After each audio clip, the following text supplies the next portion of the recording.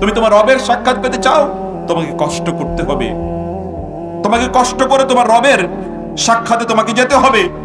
তুমি এমন নয় যে তুমি কষ্ট করবা না, তুমি আরামের বিছানায় তুমি শুয়ে থাকবে, গালিছায় তুমি শুয়ে থাকবে, তুমি আনন্দ ফুর্তিতে সময় কাটাবে, এভাবে তুমি তোমার রবকে পেয়ে যাবে। কখনোই তা হবে না। ফালাকতাহামাল আকাবা ওয়া মা আদরাকা মাল আকাবা। তোমাকে তোমার রবের কাছে যাওয়ার জন্য গিরিপথ অতিক্রম করতে হবে, বন্ধুর পথ তোমাকে অতিক্রম করতে হবে। যেই চেহারা আল্লাহকে দেখবে, যেই চোখ আল্লাহকে দেখবে, এই চোখ কখনো অশ্লীলতার দিকে তাকাতে পারে না। বুঝতে পেরেছেন? ভালো করে শুনুন, এই যে ইয়াং জেনারেশন, আপনারা ভালো করে শুনে রাখুন, যেই চেহারা দিয়ে আপনি আল্লাহকে দেখার, যে চোখ দিয়ে আল্লাহকে দেখার জন্য আপনি প্রত্যাশা করছেন, সেই চোখ দিয়ে আপনি কখনোই অন্য কোনো দিকে তাকাতে পারবেন না। আমাদের সালাফরা, তাদের অসাধারণ জীবন ব্যবস্থা ছিল। আবু দারদা রাদিয়াল্লাহু তাআলা আনহু কাঁদতে কাঁদতে কাঁদতে কাঁদতে তার চোখ অন্ধ হয়ে গিয়েছে। বন্ধুরা এসে বললেন, আপনি আল্লাহর কাছে বলেন না যে আল্লাহ যেন আপনার চোখটাকে আপনার জন্য ফিরিয়ে দেন। আবু দারদা বললেন, আমি আমার চোখের জন্য কখন আল্লাহর কাছে চাইবো? আমার গুনার জন্য কান্না করে, জাহান্নাম থেকে বাঁচার জন্য কান্না করে, জান্নাতের প্রাপ্তির জন্য কান্না করতে করতেই তো আমার সময় সব চলে যায়। কখন আমি আমার চোখের জন্য আল্লাহর কাছে চাইবো? আমার চোখের জন্য আল্লাহর কাছে কখন আমি চাইবো? চাওয়ার তো আমার কাছে সময় নাই, কখন আমি আমার রবের কাছে আমার চোখের কথা বলবো? তা তো আমি বলতে পারছি না। সাদ ইবনে আবি ওয়াক্কাস রাদিয়াল্লাহু তাআলা আনহু, যাকে রাসূলুল্লাহ সাল্লাল্লাহু আলাইহি ওয়াসাল্লাম বলেছেন, আতিবা মাতআমাকা তাকুন মুস্তাজাবাত দাওয়া, তুমি তোমার রিজিকটা, খাবারটা হালাল বানাও, তাহলে তোমার সকল দোয়াগুলো আল্লাহ কবুল করে নেবেন। তিনি এমন হয়েছেন, লোকেরা তার কাছে আসতো দোয়া করার জন্য, যে আমাকে একটু দোয়া করুন, আমাকে একটু দোয়া করুন। তিনি দোয়া করতেন, সবার দোয়া কবুল হয়ে যেত। যা তার জীবনের শেষের দিকে গিয়ে তিনি অন্ধ হয়ে গিয়েছিলেন। লোকেরা এসে তাকে বললেন, সবার জন্য দোয়া করেন, সবার জন্য আপনার দোয়া কবুল হয়ে যায়, আপনার চোখটার জন্য আপনি আল্লাহর কাছে একটু দোয়া করতে পারেন না? আপনার চোখটার জন্য আপনি আল্লাহর কাছে দোয়া করতে পারেন না? তিনি বলেছেন, এই দুনিয়ার কোনো কিছু চাইতে আল্লাহর কাছে আমার লজ্জা লাগে, দুনিয়ার কোনো কিছু চাইতে আল্লাহর কাছে আমার লজ্জা লাগে। আবু দারদা রাদিয়াল্লাহু তাআলা আনহু অথবা সাদ ইবনে আবি ওয়াক্কাসের জীবনীটা দেখেন তো, আমাদের গোটা জীবন জুড়ে কেবলমাত্র স্বপ্ন। ইব্রাহিম আলাইহিস সালাম বলেছেন, ইন্নী যাহিবুন ইলা রাব্বি সায়াহদিন, আমি আমার রবের দিকে যাচ্ছি, একমাত্র উদ্দেশ্য হচ্ছে আমাকে যেন তিনি হেদায়েত প্রদান করেন। আমি জীবনে যাই করি না কেন, even coming to the mahfil, going to the market and bazaar, or doing my official jobs, doing my business, everything I do, আমি এই পৃথিবীতে যাই কিছুই করি না কেন, সবকিছুর লক্ষ্য হচ্ছেন কে?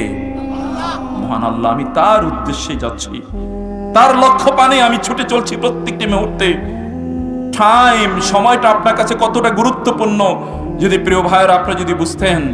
আমরা যখন ঢাকা থেকে রওনা দিয়েছি, একটু ট্রাফিক জ্যাম ছিল, কত শতবার যে এই ঘড়িটা তাকিয়েছি, আল্লাহ জানে কত শতবার তাকিয়েছি, দেরি হয়ে যায় কিনা, মানুষের শীতের রাত কষ্ট হয়ে যায় কিনা, কত শতবার এই ঘড়ির দিকে তাকিয়ে, যে ছোট্ট একটা জায়গায় আসার জন্য। কিন্তু আপনি যে অনন্ত জীবনের দিকে প্রত্যেকটি মুহূর্তে এগিয়ে যাচ্ছেন, মৃত্যুর দিকে যে প্রত্যেকটা সেকেন্ডে আপনি এগিয়ে যাচ্ছেন, কতবার ঘড়ির দিকে তাকিয়েছেন? কতবার আপনার ঘড়ির দিকে তাকিয়েছেন বলেন? কতবার ভেবেছেন? যুবকরা, তোমরা একবার চিন্তা করো, how many times you have looked at your watch? তুমি কতবার তোমার ঘড়ির দিকে তাকিয়েছো? একবার চিন্তা করে দেখো, তুমি কি ভেবেছো? আপনি কি ভেবেছেন কতদিন আপনি বেঁচে থাকবেন? কতদিন আপনি বেঁচে আছেন আর কতদিন আপনি বেঁচে থাকবেন? প্রতিদিন ঘুম থেকে উঠেই কি দোয়া পড়ি? আলহামদুলিল্লাহিল্লাযী আহিয়ানা, তারপরে কি? বাদামা আমাতানা। উলামায়ে কেরাম আছেন, বাদামা, what is the meaning of বাদামা আমাতানা? ওয়াইলাইহিন নুশুর। বাদামা আমাতানা, আলহামদুলিল্লাহিল্লাযী আহিয়ানা, সে রবের প্রশংসা যিনি আমাকে জীবন দিয়েছেন। বাদামা আমাতানা, আমাকে মৃত্যু দেওয়ার পর। ঘুমটা একটা মৃত্যু, আল্লাহ বলেছেন, আল্লাহ রাসূল বলেছেন, ঘুমটা একটা মৃত্যু। প্রতিদিনই তো আপনার একবার করে মারা যান আপনি, এবং আপনি প্রতিদিনই ঘুম থেকে উঠে বলেন, আলহামদুলিল্লাহিল্লাযী আহিয়ানা বাদামা আমাতানা। কিন্তু আলটিমেটলি আমাকে যার কাছে যেতে হবে, তিনি হচ্ছেন কে? মহান আল্লাহ। ওয়া ইলাইহিন নুশুর, তার কাছেই আমাকে ফিরে যেতে হবে। ক্বালু মান বা'আসানা মিন মারকাদিনা হাদা, মান বা'আসানা মিন মারকাদিনা, আমাদের ঘুমের জায়গা থেকে কে আমাদেরকে উঠালো?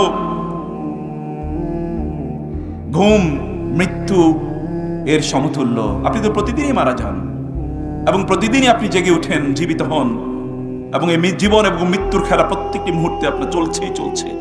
হতেও পারে আপনি একবার ঘুমিয়েছেন, এই ঘুম থেকে আর কেউ আপনাকে জাগিয়ে তুলতে পারবে না। সেই দিন কি হবে? সময়টা কোথায় আপনি কাটাচ্ছেন? কিসের জন্য কাটাচ্ছেন? কিসের মোহে আপনি কাটাচ্ছেন? ইব্রাহিম আলাইহিস সালাম ছুটে চলেছেন, তিনি ইরাক থেকে তিনি গিয়েছেন ফিলিস্তিনে, ফিলিস্তিন থেকে তিনি গিয়েছেন মিশরে, মিশর থেকে আবার মক্কায়। এই যে ছুটে চলা ছুটে চলা ছুটে চলা, সবগুলো ছুটে চলার একটাই মাত্র লক্ষ্য উদ্দেশ্য, ইন্নী যাহিবুন ইলা রাব্বি সায়াহদিন। আমি আমার রবের কাছে হেদায়েতের জন্য আমি দৌড়াচ্ছি,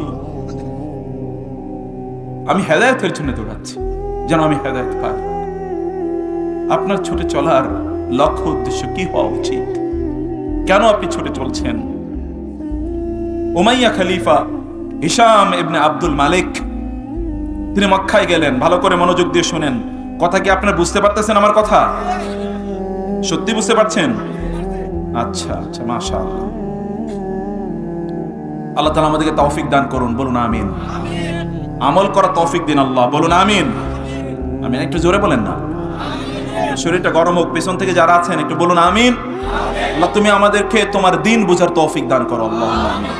প্রিয় ভাইরা, গভীর রাত, অনেক রাত হয়ে যাচ্ছে। আমি যে কথাটি আপনাদেরকে বলছি, প্রিয় ভাইরা, সম্মানিত বোনেরা, আজকের আলোচনা থেকে কিছু জিনিস নিয়ে বাসায় এগুলোকে অ্যাপ্লাই করবেন, এগুলোকে মানার চেষ্টা করবেন ইনশাআল্লাহ। হিশাম ইবনে আব্দুল মালিক তিনি মক্কায় গেলেন, most probably in order to perform his হজ অথবা উমরা। হজ করতে তিনি গেলেন বা উমরা করতে গেলেন তিনি। সেখানে গিয়ে তিনি বাইতুল্লাহ ঢুকে দেখলেন এখানে একজন ব্যক্তি নামাজ পড়ছে। জিজ্ঞেস করলো তিনি কে? বলা হলো যে তিনি আব্দুল্লাহ ইবনে ওমর রাদিয়াল্লাহু তাআলা আনহুর ছেলে। আব্দুল্লাহ ইবনে ওমর রাদিয়াল্লাহু তাআলা আনহুর ছেলে, তিনি সালাত আদায় করছেন। তিনি তার কাছে আগালেন এবং তাকে গিয়ে বললেন যে আমি আপনাকে কিছু জিনিস দিতে চাই। আমি আপনাকে কি করতে চাই? কিছু জিনিস দিতে চাই। তিনি কি বললেন জানেন? যাকে তিনি বললেন, এই আব্দুল্লাহ ইবনে ওমর রাদিয়াল্লাহু তাআলা আনহু, তার ছেলে আব্দুল্লাহ ইবনে ওমর রাদিয়াল্লাহু তাআলা আনহু, তার ছেলের নাম হলো সালেম বিন আব্দুল্লাহ ইবনে ওমর ইবনে আব্দুল্লাহ ইবনে ওমর, সালেম বিন আব্দুল্লাহ ইবনে ওমর। সালিম বললেন, আমি আল্লাহর ঘরে আল্লাহর কাছে না চেয়ে তোমার কাছে চাইব। আমি আল্লাহর ঘরে আল্লাহর কাছ থেকে না নিয়ে তোমার কাছ থেকে নেব। আমি আল্লাহর ঘরে এসেছি আল্লাহর কাছে চাওয়ার জন্য। তোমার কাছে চাওয়া এটা আমার জন্য সাজে না, এটা কোনো মুমিনের জন্য সাজে না, এটা কোনো মুমিনের জন্য এটা সাজে না, হতে পারে না। একজন মুমিনের জন্য এটা উপযুক্ত নয়, শোভনীয় নয় যে আল্লাহর ঘরে এসে দাঁড়িয়ে সে অন্য কারো কাছে কোনো জিনিস চাইতে পারে। কারণ আল্লাহর নবীদের অবস্থা ছিল ওহুয়া কায়িমুন ইউসাল্লি ফিল মিহরাব, আল্লাহর কাছে প্রার্থনা করেছে যখন তিনি সালাতে দাঁড়িয়ে, তিনি আল্লাহর ঘরে যখন তারা থাকেন তখন কেবল তারা আল্লাহর কাছে চান, অন্য কারোর কাছে না। ফি বুয়ুতিন আযিনাল্লাহু আন তুরফা ওয়া ইউযকারা ফিহা ইসমু ইউসাব্বিহু লাহু ফিহা বিল গুদুই ওয়াল আসাল রিজালুন লা তুলহিহিম তিজারাতুন ওয়ালা বাইউন আন যিকরিল্লাহ ওয়া ইকামিস সালাতি ওয়া ইতাইজ যাকাতি ওয়া ইয়াখাফুনা ইয়াওমান তাতাকাল্লাবু ফিহিল কুলুব ওয়াল আবসার। প্রকৃত পুরুষ, ডেফিনেশন অফ ম্যান, মানুষের প্রকৃত পরিচয় তো হচ্ছে তারাই যাদের যত ব্যস্ততাই থাকুক না কেন, তারা যখন আল্লাহর কথা যখন তাদের সামনে উচ্চারণ করা হয় তখন তারা সবকিছু ভুলে যায়। তারা আল্লাহ সুবহানাহু ওয়া তাআলার সামনে যখন দাঁড়িয়ে যায় তখন তারা আল্লাহর সামনে আর কাউকে স্মরণ করে না। These people are dignified in the sight of Allah. আল্লাহর কাছে এরাই মানুষ, রিজাল, এরাই সত্যিকার মানুষ। অন্য কেউ আল্লাহর কাছে, আল্লাহর দৃষ্টিতে অন্য কেউ মানুষ না। উলাইকা কাল আনআমি বাল হুম আদাল। অন্যরা আল্লাহর দৃষ্টিতে জন্তু, জানোয়ার অথবা তার চেয়ে নিকৃষ্ট। তিনি বলেন, আমি ইন দ্য হাউস অফ আল্লাহ, আল্লাহর ঘরে আমি আপনার কাছ থেকে নেব, আপনার কাছে আমি চাইবো, আপনি আমাকে দেবেন। হিশাম একটু অপ্রস্তুত হয়ে গেলেন। হিশাম তৎকালীন বাঘা, তিনি খলিফা, খেলাফতের তিনি প্রধান। তিনি ভাবলেন যে ঠিক আছে, সালেমকে কিছু দেয় এটা সাধারণ বিষয় না। বাংলাদেশের সবচেয়ে বড় শেখকে আপনি কোন একটা জিনিস দিতে পারেন, এটা সাধারণ বিষয় না।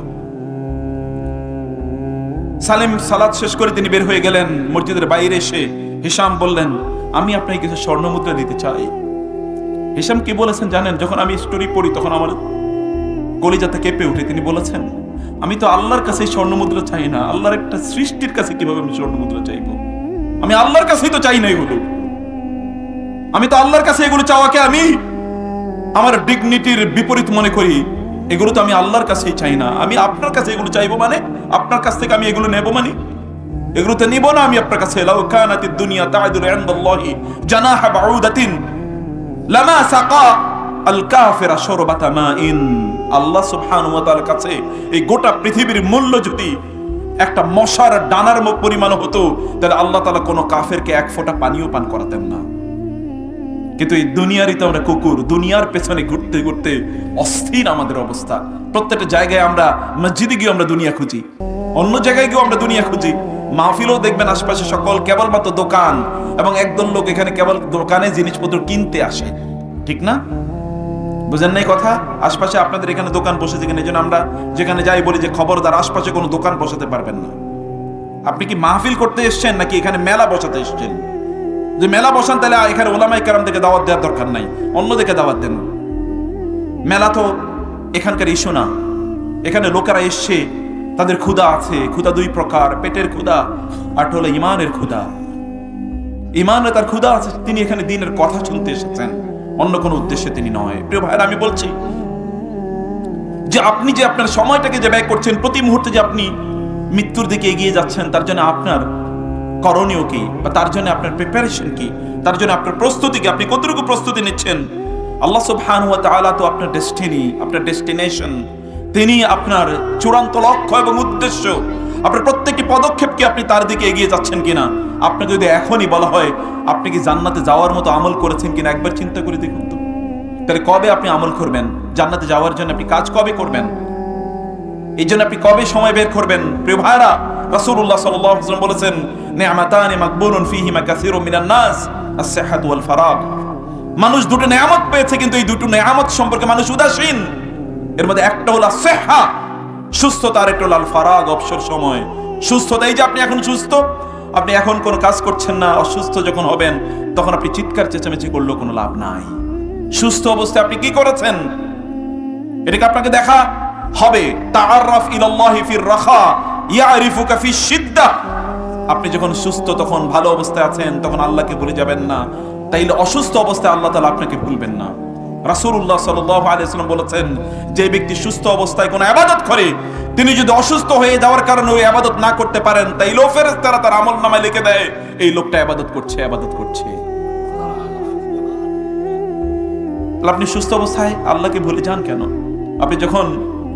আপনি যখন আল ফারাগ, অর্থাৎ যখন আপনি বিভিন্ন কাজ থেকে আপনি এখন ফ্রি, আপনার এখন কোনো কাজ নাই, যেমন এখন রাত, এখন ইয়াং জেনারেশন দেখবেন তারা ফেসবুক, ইউটিউব ইত্যাদি নিয়ে তারা আছে।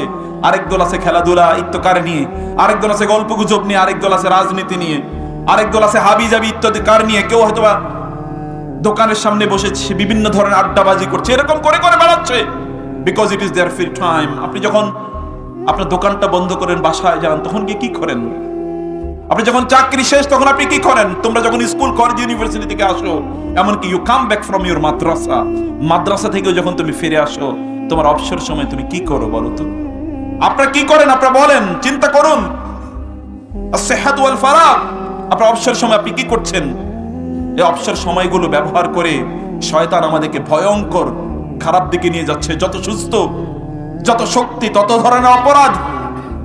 যত যুবকরা আজকে এত বড় অপরাধে তারা লিপ্ত হয়ে গেছে, অপরাধের কোনো সীমা নাই। যৌবন মানে হচ্ছে একটা অপরাধের উন্মাদনা, যে সে কত বেশি অপরাধ করতে পারে। অথচ এই যৌবন মানে হচ্ছে আল্লাহ তাআলার ইবাদত। যৌবনে যারা আল্লাহ সুবহানাহু ওয়া তাআলার ইবাদত করেছে, বার্ধক্যে আল্লাহ তাআলা তাদেরকে কখনো অপমানিত, লাঞ্ছিত করেন না। যৌবনে যারা আল্লাহর ইবাদত করেছে, আল্লাহ সুবহানাহু ওয়া তাআলা বার্ধক্যে কখনো তাদেরকে লাঞ্ছিত করেন না। বার্ধক্যে কখনো তাদের জন্য এমন হয় না যে তারা আল্লাহ সুবহানাহু ওয়া তাআলার ইবাদত থেকে তাদের নিজেদেরকে দূরে রাখতে হয়েছে, কারণ তাদের যৌবনটা কাটিয়েছে আল্লাহ সুবহানাহু ওয়া তাআলার ইবাদতে। বার্ধক্যে আল্লাহ তাআলা তার প্রিয়তার মধ্যে তাদেরকে নিয়ে যান। আপনি নবী রাসূলদের জীবনের দিকে যদি তাকান, তাহলে আপনি তাই দেখতে পাবেন প্রিয় ভাইরা। সেজন্য আমি বলছি আপনাদেরকে, অবশ্যই যে কাজটি আপনাদেরকে করা দরকার, তাহলে আপনাদের রবের কাছে যাওয়ার জন্য আপনাদের কাজ করা দরকার। ইয়া আইয়ুহাল ইনসান ইন্নাকা কাদিহুন ইলা রাব্বিকা কাদহান ফামুলাকি। তুমি তোমার রবের সাক্ষাৎ পেতে চাও, তোমাকে কষ্ট করতে হবে। তোমাকে কষ্ট করে তোমার রবের সাক্ষাতে তোমাকে যেতে হবে। তুমি এমন নয় যে তুমি কষ্ট করবা না, তুমি আরামের বিছানায় তুমি শুয়ে থাকবে, গালিছায় তুমি শুয়ে থাকবে, তুমি আনন্দ ফুর্তিতে সময় কাটাবে, এভাবে তুমি তোমার রবকে পেয়ে যাবে। কখনোই তা হবে না। ফালাকতাহামাল আকাবা ওয়া মা আদরাকা মাল আকাবা, তোমাকে তোমার রবের কাছে যাওয়ার জন্য গিরিপথ অতিক্রম করতে হবে, বন্ধুর পথ তোমাকে অতিক্রম করতে হবে। ফাক্কু রাকাবাতিন আও ইতআমুন ফি ইয়াউমিন যী মাসকাবা ইয়াতীমান যা মাকরাবা আও মিসকিনান যা মাতরাবা সুম্মা কানা মিনাল্লাযীনা আমানু ওয়া তাওয়াসাউ বিল হাক্কি ওয়া তাওয়াসাউ বিস মারহামা উলাইকা আসহাবুল মাইমানা। ডানপন্থী জান্নাতি তুমি হতে চাও তো তোমাকে গিরিপথ অতিক্রম করতে হবে। গিরিপথ অতিক্রম করা মানে হচ্ছে আল্লাহর ইবাদত করা, আল্লাহর সৃষ্টির সেবা করা, আল্লাহর ইবাদত করা, আল্লাহর সৃষ্টির সেবা করা। সুম্মা কানা মিনাল্লাযীনা আমানু, then these people are those who believe in Allah ওয়া তাওয়াসাউ বিল হাক্কি ওয়া তাওয়াসাউ বিল মারহামা ওয়া তাওয়াসাউ বিস সাবরি ওয়া তাওয়াসাউ বিল মারহামা। তারা মানুষকে ভালো কাজের জন্য তারা আদেশ প্রদান করে এবং তারা পরস্পরকে রহম করার জন্য তারা নসিহা প্রদান করে, এটা তাদের কাজ। এভাবে তাদের সময়গুলোকে তারা কাটিয়ে দেয়। আল্লাহ সুবহানাহু ওয়া তাআলা বলেন কিন্তু বিপরীতে আরেক দল লোক আছে, আফারাআইতা মান ইত্তাখাযা ইলাহাহু হাওয়াহু ওয়া আদাল্লাহু আল্লাহু আলা ইলম ওয়া খাতামা আলা সামঈহি ওয়া কলবিহি ওয়া জাআলা আলা বাসারিহি গিশাওয়া ফামান ইয়াহদিহিম মিন বাদিল্লাহি আফালা তাযাক্কারুন। তোমরা কি বুঝো না আল্লাহ যদি তোমাদেরকে হেদায়েত না দেয়, মান ইয়াহদিল্লাহু ফাহুয়াল মুহতাদ ওয়া মান ইউদলিল ফালান তাজিদা লাহু ওয়ালিয়্যাম মুরশিদা। আল্লাহ যদি হেদায়েত না দেয় কে তোমাকে হেদায়েত দেবে? আল্লাহ পথ না দেখালে কে তোমাকে পথ দেবে? আল্লাহ শান্তি না দিলে গোটা পৃথিবী যদি তোমার জন্য একত্রিত হয়, গোটা পৃথিবী তোমাকে এক বিন্দু শান্তি দিতে পারবে না। তাবৎ দুনিয়ার দিকে তাকিয়ে দেখো, যারা অনেক সম্পদের অধিকারী, অনেক প্রভাবের অধিকারী, তাকিয়ে দেখো তাদের রাতের ঘুম আরাম আল্লাহ তাআলা তাদের জন্য করে দিয়েছেন। চোখ খুলেই দেখো, আফালা ইয়ানজুরুনা ইলাল ইবিলি কাইফা খুলিকাত ওয়া ইলাস সামাই কাইফা রুফিয়াত ওয়া ইলাল জিবালি কাইফা নুসিবাত ওয়া ইলাল আরদি কাইফা সুতিহাত ফাযাক্কির ইন্নামা আনতা মুযাক্কির। একবার তাকিয়ে দেখেন সব কিছুর দিকে, আপনি তাকিয়ে দেখেন কিভাবে এই গোটা পৃথিবী আল্লাহ তাআলা যারা আল্লাহর অবাধ্য হয়েছে, আল্লাহ এই পৃথিবীটাই তাদের জন্য নরক বানিয়ে দিয়েছেন। দেখেন অশান্তিতে কিভাবে তাদের প্রত্যেকটা সেকেন্ড, প্রত্যেকটা মুহূর্তে যায়। ফেরাউনের অবস্থা দেখেন না? ফেরাউন এত বিশাল বড় সম্পদের অধিকারী, কাম তারাকু মিন জান্নাতিন ওয়া উয়ুন ওয়া যুরুইন ওয়া মাকামিন কারীম ওয়া নি'মাতিন কানু ফিহা ফাকিহিন ফামা বাকাত আলাইহিমুস সামাউ ওয়াল আরদু ওয়া মা কানু মুনযারিন। ফেরাউনের দিকে তাকান, এত ক্ষমতা, এত সম্পদ, এত লোক, এত জনগোষ্ঠী তার সেবা করার জন্য গোটা মিশর তার কাছে এসে আত্মসমর্পণ করে আনা রব্বুকুমুল আ'লা বলে যে দাবি করেছে। লোকেরা তার সেবা করে, লোকেরা তার সামনে এসে তার সামনে সেজদা করে। এইরকম এক ফেরাউনও কেবলমাত্র একটা শিশু জন্ম নেবে, এই শিশুর কারণে দেখেন না ওইখানে বসে ঘামে, ওইখানে তার তছনছ হয়ে গেছে তার গোটা সাম্রাজ্য। একটা শিশু কবে জন্ম নেবে, ওই শিশুর হাতে তার সাম্রাজ্য ধ্বংস হয়ে যাবে, এই টেনশনে দেখেন ওর ঘুম হয় না। এটা পৃথিবীর তাবৎ এই জাতীয় ব্যক্তিদের জন্য এইটাই ব্যবস্থা। আল্লাহ তাআলা তাদের জন্য সবকিছু হারাম করে দেন, সুখ হারাম করে দেন। আপনি অ্যাপারেন্টলি বাহ্যত সেখানে কোনো সুখ দেখতে পাবেন, আসলে এটা সুখ না, এটা ফানুস, এটা balloon, it is something fake. এর কোনো অস্তিত্ব নাই, it doesn't have any reality. এগুলোর পেছনে ঘুরবেন না। এই যে ইয়াংরা এখন কেবলমাত্র তার পিছনে পিছনে ঘুরে বেড়ায়, কোথায় সুখ, কোথায় শান্তি ইত্যাদির ব্যাপারে তুমি ঘুরে বেড়াও, আপনি ঘুরে বেড়ান। ওইখানে সুখ শান্তি নাই, কে বলেছে? আল্লাহ তো বলেছেন সেখানে সুখ নাই, আল্লাহ তো বলেছেন সেখানে শান্তি নাই। আল্লাহ সুবহানাহু ওয়া তাআলা বলেছেন আলা বিযিকরিল্লাহি তাতমাইন্নুল কুলুব, আমার জিকিরের মধ্যে তোমার অন্তরটা প্রশান্ত হবে। তোমার অন্তরের প্রশান্তি তো দরকার, তোমার অন্তরের প্রশান্তি তো আমি আমার হাতে রেখে দিয়েছি, আমার জিকিরের মধ্যে রেখে দিয়েছি।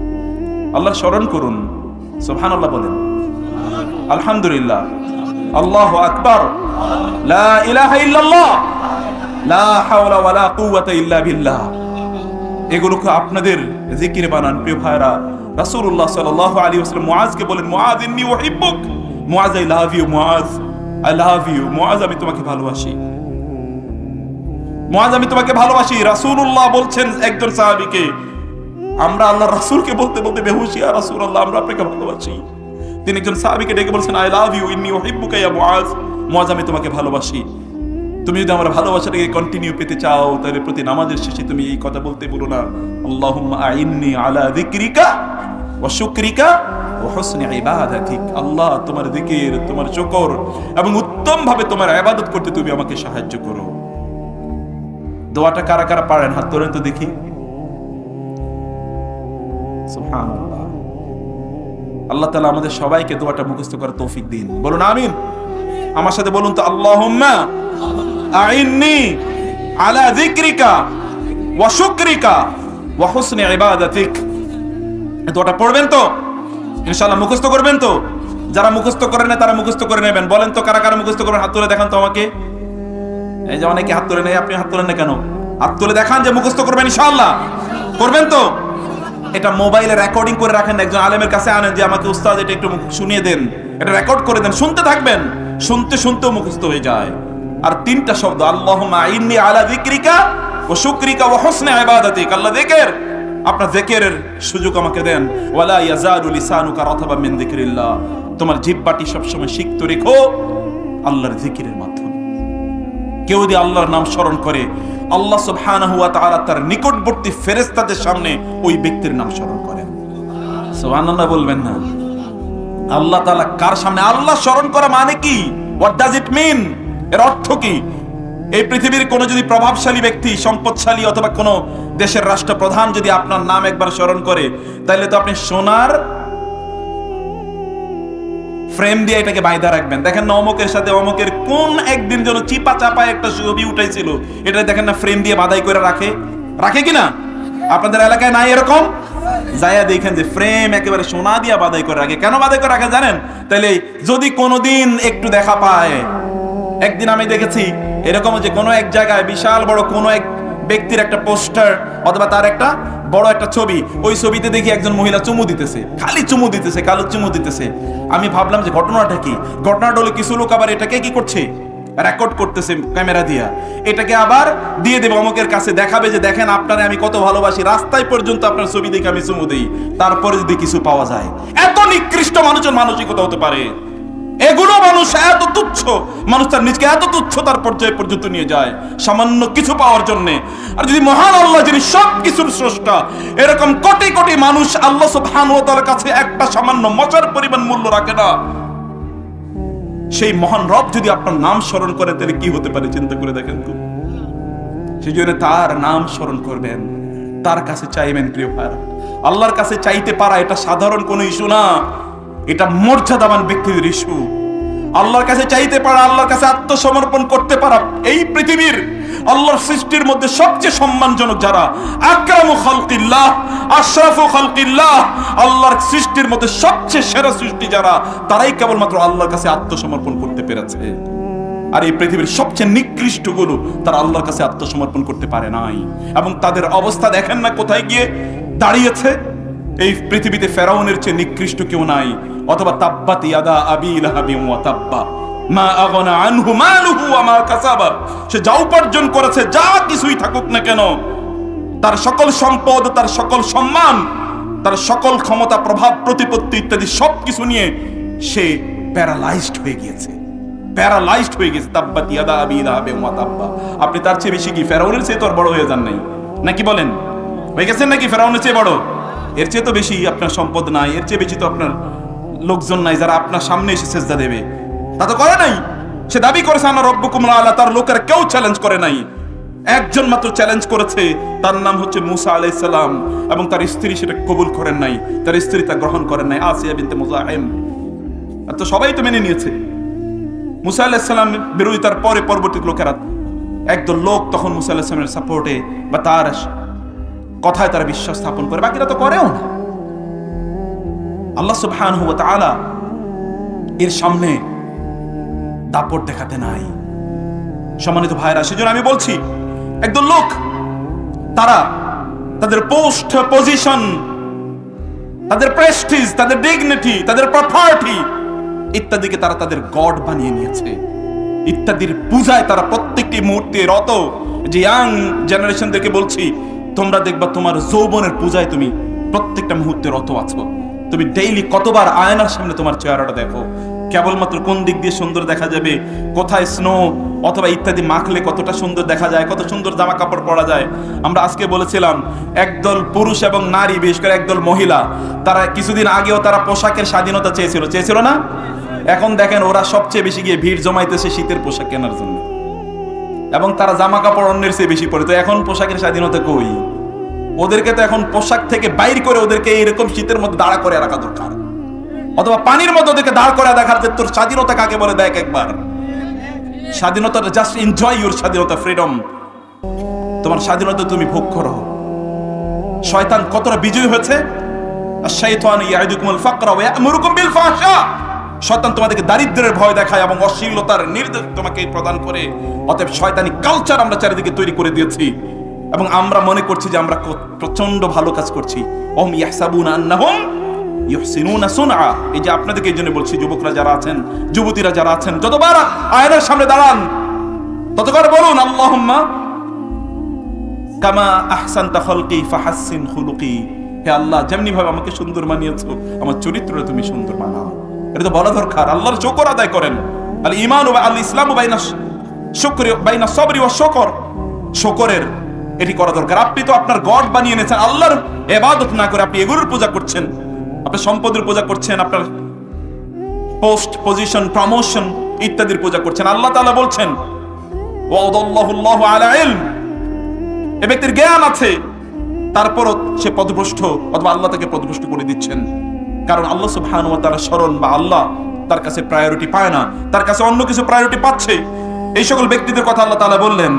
প্রিয় ভাইরা, এই জন্য আপনার পোস্ট, পজিশন, প্রমোশন, প্রপার্টি, পাওয়ার, প্রেস্টিজ এগুলোকে আপনার গড আপনার বানিয়ে নেন। আপনি হয়তো বুঝবেনও না, হয়তো আপনি খেয়ালও করেন নাই আপনার ব্যবসা হাউসটি। আল্লাহ সুবহানাহু ওয়া তাআলা বললেন যে সকল ব্যক্তিরা যদি লা তাজিদু কওমান ইউমিনুনা বিল্লাহি ওয়াল ইয়াউমিল আখির ইউআদ্দুনা মান হাদ্দাল্লাহু ওয়া রাসূলাহু ওয়ালাউ কানু আবাহুম আও আবনাহুম আও ইখওয়ানাহুম আও আশিরাতাহুম। তো লোক আছে এরকম, কুল লাউ কানা আবাউকুম ওয়া আবনাউকুম ওয়া ইখওয়ানুকুম ওয়া আজওয়াজুকুম ওয়া আশিরাতুকুম ওয়া লাউ ইকতারাফতুমুহা ওয়া তিজারাতুন তাখশাউনা কাসাদাহা ওয়া মাসাকিন তারদাউনাহা আহাব্বা ইলাইকুম মিনাল্লাহি ওয়া রাসূলিহি ফাতারাব্বাসু হাত্তা ইয়াতিয়াল্লাহু বিআমরিহি। অপেক্ষা করো। তুমি যদি তোমার চেহারা, তোমার সৌন্দর্য, তোমার সম্পদ, তোমার ব্যবসা বাণিজ্য, তোমার বাড়ি ঘর, তোমার গাড়ি, অথবা তোমার স্ত্রী, তোমার স্বামী, তোমার সম্পত্তি, তোমার সন্তান, তোমার বাবা মা, ইত্তকার যদি তোমার কাছে আল্লাহ এবং আল্লাহর রাসূলের চেয়ে বেশি প্রিয় হয়, ফাতারাব্বাসু, তারা অপেক্ষা করো হাত্তা ইয়াতিয়াল্লাহু বিআমরিহি। আল্লাহর নির্দেশ মানে আল্লাহর শাস্তি আসা পর্যন্ত। আল্লাহর শাস্তির জন্য অপেক্ষা করো। আল্লাহর শাস্তি is coming, will be descending upon you. তোমার উপর আল্লাহর শাস্তি আপতিত হবেই, পড়বেই। এগুলো অপেক্ষা করো। আপনারা কিন্তু অপেক্ষা করেন। এটা শুধুমাত্র অমকের তমকের, আমি কেবল অমকের তমকের দিকে বলি না। I am addressing you brothers and sisters. আমি আপনাদেরকে বলছি, আপনাদের আমাদের সবারই একই অবস্থা, আমাদের সবারই একই অবস্থা। আমরা ঠিক সেভাবে আমাদের সময়টাকে আমরা কাটাচ্ছি। প্রিয় ভাইরা, সেজন্য আল্লাহ সুবহানাহু ওয়া তাআলার পথে আমাদেরকে চলার জন্য আমাদেরকে যে কাজটি করা দরকার, ধৈর্যের সাথে অব্যাহতভাবে আল্লাহ তাআলার পথে আমাদের চলা দরকার। ধৈর্যের সাথে অব্যাহতভাবে চলা দরকার। ধৈর্যটা কেবলমাত্র আপনি মনে করবেন না যে বিপদে পড়ার কারণে ধৈর্য। আল্লাহর পথে চলার জন্য, আমলের জন্য, ইবাদতের জন্য, আল্লাহর বান্দা হিসেবে নিজের সময়টা কাটানোর জন্য প্রচন্ড ধৈর্যের দরকার। যেমন ধরে নামাজ পড়তে গিয়েছেন, 4 রাকাত নামাজ পড়তে 3 মিনিট সময় লাগে। অধিকাংশ লোকেরই অবস্থা এরকম না? বুঝেন নাই কথা? অধিকাংশ লোকের অবস্থাই হচ্ছে কত দ্রুত সে নামাজ আদায় করতে পারবে। এক সিজদার মধ্যখানে আল্লাহর সামনে সিজদা দিচ্ছেন, আপনাকে ভয় নাই, লজ্জা নাই? আপনি প্রেসিডেন্ট, প্রাইম মিনিস্টারের সামনে দাঁড়ান তো, অথবা এলাকার একজন মেম্বার, চেয়ারম্যানের কাছে যাই, এই তো এত তাড়াতাড়ি বের হন তো, দেখেন না অবস্থাটা কি দাঁড়ায়। গেছেন এবং ফুরুত করে বের হয়ে গেছেন, দেখেন না পরিস্থিতি কি দাঁড়ায়। তাহলে আল্লাহর সামনে যে গিয়ে দাঁড়ালেন এবং হঠাৎ করে দ্রুত সেখান থেকে বের হয়ে গেলেন, মনে হচ্ছে যেন আপনি কারাগারে ঢুকেছেন। কেউ মনে হচ্ছে যেন আপনাকে পিটাচ্ছে এবং সেখান থেকে আপনি এত দ্রুত বের হয়ে যাচ্ছেন। কেন? আল্লাহর ঘরে আপনার মন টিকে না কেন? ধৈর্য নাই, আল্লাহর ইবাদতের জন্য ধৈর্য নাই। as-sabru ala al-ibadat, as-sabru anil masa'ib। এই যে আপনার ধৈর্য, ইবাদতের জন্য যে ধৈর্য ধরা দরকার, কোরআন তেলাওয়াতের জন্য আপনার কতটুকু ধৈর্য আছে? আপনি কতটুকু কোরআন তেলাওয়াতের জন্য সময় নিচ্ছেন? আপনি দিনের কথা শোনার জন্য কতটুকু আপনার ধৈর্য আছে? বা দিনের কাজ করার জন্য কতটুকু ধৈর্য আছে? আপনি আল্লাহর নবী রাসূলদের দিকে তাকিয়ে দেখেন, তারা কি পরিমাণ ধৈর্য নিয়ে তারা তাদের কাজগুলো করেছে, কি পরিমাণ ধৈর্য নিয়ে তারা তাদের ইবাদতগুলো করেছে। রাসূলুল্লাহ সাল্লাল্লাহু আলাইহি ওয়াসাল্লামের ব্যাপারে আয়েশা রাদিয়াল্লাহু বলেছেন, রাসূলুল্লাহ সাল্লাল্লাহু আলাইহি ওয়াসাল্লাম রাতের নামাজ যখন পড়তেন, তার পাগুলো ফুলে যেত এবং তার পায়ের গোড়ালিগুলো ফেটে যেত। তিনি বলতেন, ইয়া রাসূলুল্লাহ, আপনাকে এত ইবাদত কেন করা লাগে? আল্লাহ আপনার অতীতের এবং ভবিষ্যতের সব গুনাহ মাফ করে দিয়েছেন, আপনার এত ইবাদত করা লাগে? তিনি কি বলেননি, আফালা কুনু আবদান শাকুরা, قد غفر الله ما تقدم من ذنبك وما تأخر। আল্লাহ আপনার অতীতের পরের সকল গুনাহ মাফ করে দিয়েছেন, আপনার তো এত ইবাদত করা লাগে না। তিনি বলেছেন আফালা আকুনু আবদান শাকুরা, যিনি আমার সকল গুনাহ মাফ করে দিয়েছেন তার জন্য কি আমি কৃতজ্ঞ হব না? আমি তো আরো কৃতজ্ঞ তার প্রতি। ইবাদত যেন তার আরো বেড়ে যায়, ইবাদত যেন তার আরো বেড়ে যায়। মক্কা যখন বিজয় হয়, রাসূলুল্লাহ সাল্লাল্লাহু আলাইহি সাল্লাম তার বাহনের উপর চড়ে তিনি যখন মক্কায় প্রবেশ করছেন, বিজয়ীরা ইন্নাল মুলুকা ইযা দাখালু ক্বরিয়াতান আফসাদুহা ওয়া জাআলু আইজ্জাতা আহলি আযিল্লা ওয়া কাযালিকা ইয়াফআলুন। আল্লাহ বলেছেন একদল রাজা আছে, স্বৈরাচার আছে, একদল লোক আছে যারা কোনো দেশ যখন দখল করে তখন ওইখানকার সম্মানিত লোকজনকে তারা অপমানিত করে, লাঞ্ছিত করে, এবং তারা সেখানে বিভিন্ন ধরনের ফিতনা ফাসাদ ছড়িয়ে দেয়, মারামারি ঝগড়া, অমুকের হত্যা করো, তমুকের মারো, অমুকের ধরো, ইত্তকার তারা করে। আল্লাহ তাআলা বলছেন কোরআনে ওয়াকাযালিকা ইয়াফআলুন, they do it, it is their custom and tradition, it is their culture. এটা তারা করেই থাকে। এক গোটা পৃথিবী জুড়ে এটা হয়েছে, গোটা পৃথিবী জুড়ে এমন হয়েছে। আমালেকা থেকে শুরু করে এই পৃথিবীর এখনকারও বিভিন্ন জায়গায় যারা আছে তাদেরকে দেখবেন, তথাকথিত সভ্য লোকেরা তারা মুসলিম দেশগুলোকে কিভাবে ধ্বংস করে দিয়েছে বা দিচ্ছে, এগুলো তো আপনারা দেখতে পাচ্ছেন। আমি বলছি যে আল্লাহ সুবহানাহু ওয়া তাআলা বললেন যে এই সকল লোকদের অবস্থা, তারা অসম্মানিত করে, অপমানিত করে, লাঞ্ছিত করে যখন তারা কোনো দেশে যখন তারা প্রবেশ করে, কোনো জায়গায় যদি তারা জয়েন করে, আল্লাহ সুবহানাহু ওয়া তাআলা এই সকল তাদের অবস্থাটা হচ্ছে এরকম, তারা ধৈর্য ধরতে পারে না, তারা এতটা উদ্ধত হয়ে যায়, অহংকারী হয়ে যায়, তাদের অর্জনগুলোকে তারা সেলিব্রেট করে এভাবে, তাদের অর্জনগুলো তারা এভাবে সেলিব্রেট করে। কিন্তু আল্লাহর রাসূল মক্কা বিজয়, the most important turning point in the history of Islam, ইসলামের ইতিহাসে সবচেয়ে গুরুত্বপূর্ণ ঘটনার একটি, তিনি যখন মক্কায় প্রবেশ করেন, বিজয়ী ভেসে প্রবেশ করেন, কিন্তু তার মাথাটি যেন নিচের দিকে পড়তে পড়তে ঝুলতে ঝুলতে তার বাহনের সাথে লেগে যাবে, এইভাবে তিনি ঢুকছেন। কারণ আল্লাহর কৃতজ্ঞ বান্দা, আফালা আকুনু আবদান শাকুরা, যিনি আমাকে এত বড় বিজয় প্রদান করলেন, তার জন্যই তো আমি আমার মাথাটা অবনত করব। ইয ক্বালা লাহু রাব্বুহু আসলিম ক্বালা আসলামতু লিরাব্বিল আলামিন। এই যে যুবকরা আপনাদেরকে বলছি, যে বৃদ্ধরা আপনাদেরকে বলছি, কিছু পাওয়ার পর উদ্ধত হবেন না, অহংকারী হবেন না, কিছু পাওয়ার পর অহংকারী হবেন না, উদ্ধত হবেন না। আল্লাহ সুবহানাহু ওয়া তাআলা আদম আলাইহিস সালামকে সৃষ্টির ব্যাপারে বললেন, আমি আদমকে সৃষ্টি করেছি মাটি থেকে, মিন তিন, আমি তাকে মাটি থেকে সৃষ্টি করেছি। ফাইযা সাওয়াইতুহু ওয়া নাফাখতু ফীহি মির রূহি ফাকউ লাহু সাজিদিন। ভালো করে শুনেন, ভালো করে মনোযোগ দিয়ে শুনবেন। আল্লাহ সুবহানাহু ওয়া তাআলা আদমকে তিনটি এলিমেন্ট দিয়ে সৃষ্টি করেছেন। কয়টি এলিমেন্ট দিয়ে? তিনটি। একটা হলো মাটি দিয়ে, আরেকটা হচ্ছে তার মধ্যে একটা সাওয়া, তাসবিয়া, একটা ভারসাম্য আল্লাহ তাআলা তৈরি করে দিয়েছেন, তাসবিয়া, সাওয়া, সমান, তাসবিয়া তৈরি করে দিয়েছেন, এবং তিন নম্বরে তার মধ্যে রূহ তৈরি করে দিয়েছেন, তার মধ্যে রূহ তৈরি করে দিয়েছেন। কিন্তু শয়তান যখন বলল আল্লাহ তাআলাকে, আল্লাহ বলেন সকলকে সিজদা দেওয়ার জন্য, সকলে সিজদা দিল। সিজদা দিল না কে? শয়তান। শয়তান কেন সিজদা দিল না? শয়তান কি বলেছে? শয়তান বলেছে খালাকতানি মিন নার ওয়া খালাকতাহু মিন তিন। দেখেন শয়তান কয়টা বলছে? একটা, যে আপনি তাকে মাটি থেকে সৃষ্টি করেছেন, আমাকে আগুন থেকে সৃষ্টি করেছেন। আসজুদু লিমান খালাকতা তিনা, আপনি তাকে মাটি থেকে সৃষ্টি করেছেন, আমি তাকে সিজদা দেব? শয়তান বলছে। আল্লাহ তাআলা কয়টা জিনিস দিয়ে সৃষ্টি করেছেন মানুষকে? বুঝেন না কথা? কয়টা মনে থাকবে তো? তিনটা। মাটি, ভারসাম্য, আর একটা কি? রূহ। শয়তান উল্লেখ করছে কয়টা? একটা। শয়তান জানে কোন জায়গায় স্ট্রাইক করতে হবে। আল্লাহ তাআলা সবকিছু মাটি দিয়ে সৃষ্টি করেছেন, যত কিছু আছে, শুধু মানুষই না, জিন ছাড়া, জিন এবং ফেরেশতা তাদের কথা ভিন্ন, অন্যান্য প্রাণীটা এগুলো সব মাটি থেকে সৃষ্টি করেছেন আল্লাহ তাআলা। কিন্তু শয়তান এটাই কেবল উল্লেখ করলো, কিন্তু তার বাইরে আরো দুটো এলিমেন্ট আছে যেটা মানুষকে মানুষ বানায় সত্যিকার অর্থে। সেই জায়গায় শয়তান উল্লেখ করে নেই, ওয়ালাকাদ কাররামনা বানি আদমা ওয়া হামালনাহুম ফিল বাররি ওয়াল বাহর ওয়া রাযাকনাহুম মিনাত তাইয়্যিবাতি ওয়া ফাদ্দালনাহুম আলা কাসীরিন মিম্মান খালাকনা তাফদীলা। শয়তান কিন্তু বাকি দুটো উল্লেখই করে নেই। বাকি দুটো হলো একটা তাসবিয়া, ভারসাম্য। মানুষ একটা অসাধারণ জীবন যাপন করে।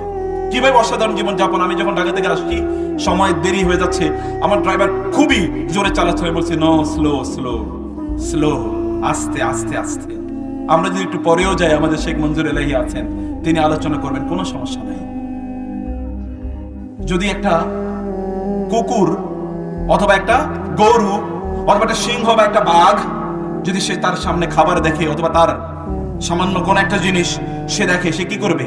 ধৈর্য ধরবে নাকি? আচ্ছা ঠিক আছে, একটু আস্তে আস্তে, গো স্লো, এরকম ব্যাপার। কখনো না। একজন মানুষ যখন তার সামনে খাবার দেখে, মুসলমান যখন তার সামনে খাবার দেখে, অথবা মুসলিম যদি কোনো নারীকে দেখে দিয়ে সামনে দিয়ে যায়, তাহলে মুসলিম কি কুকুরের মতো আচরণ করে নাকি, শুয়োরের মতো আচরণ করে নাকি? নো। এবং আপনাকে বুঝতে হবে আপনি মুসলিম অথবা আপনি মানুষ এবং আপনি মুসলিম। আপনি দুটো কোয়ালিটি, তিনটা এলিমেন্ট দিয়ে আপনি সৃষ্টি করেছেন আল্লাহ তাআলা। আপনি তো মনুষ্যত্ব আছে, আপনি তো জন্তু জানোয়ার না। কুকুরের মতো যাই আপনি পাচ্ছেন তাই খাইলেন, এটা কার আপনি জিজ্ঞাসা করেন নাই? কুকুরের মতো যার দিকে আপনি মনে চেয়েছে আপনি, ইন তাহমিল আলাইহি ইয়ালহাস ওয়া ইন লাম তাহমিল আলাইহি ইয়ালহাস ওয়া ইন তাতরুকহু ইয়ালহাস। আল্লাহ বলেন কুকুরের স্বভাব হলো ওরে তুমি কিছু ওর গায়ে বোঝা চাপাও তাইলে ও হাঁফাতে থাকবে, গায়ে বোঝা না চাপাও তাহলে হাঁফাতে থাকবে। মানুষের চরিত্র তো কুকুরের মতো হওয়ার কথা না, যে কুকুরের মতো আচরণ করবে। কিন্তু কিছু মানুষ আছে কিনা কুকুরের মতো, আপনার মনে হয় বুঝেনি নেই, আছে কিনা কিছু লোক? আল্লাহ বলছেন বালহুম আদাল, তার চেয়েও খারাপ আছে। Balance, balance. সে কখনোই ভারসাম্য, সে কখনোই সীমা লঙ্ঘন করে না। এটা হলো মনুষ্যত্বের পরিচয়, এটা হলো আদমের পরিচয়, অথবা আদমের বংশধর। আদম জান্নাতে ছিলেন, তার বংশধররাও জান্নাতে যাবে। কারা? কারা? আল্লাহ সুবহানাহু ওয়া তাআলা বলেছেন যে সকল ব্যক্তিরা ঈমান এনেছে ও আমিলা সালিহা, যা আমল করেছে। ক্বালা, ইব্রাহিম আলাইহিস সালাম বললেন এটা কি অমিন যুররিয়াতি? ক্বালা লা ইয়ানালু আহদিস যালিমিন। অমিন যুররিয়াতি আছে, একই ইস্যুকে আমার জন্য প্রযোজ্য। ইন্নী জাইলুকা লিন-নাসি ইমামা, আমি মানুষের নেতা আপনাকে বানালাম, আপনাকে আমি প্রচুর সম্মানিত করলাম।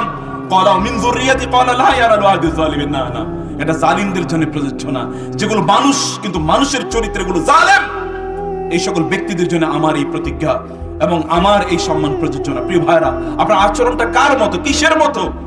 আদম আলাইহিস সালামের মধ্যে আল্লাহ তাআলা যে জিনিস দিয়েছেন সেটি আপনার কই? সেটি আপনার মধ্যে কোথায় আছে কিনা সত্যিকার অর্থে?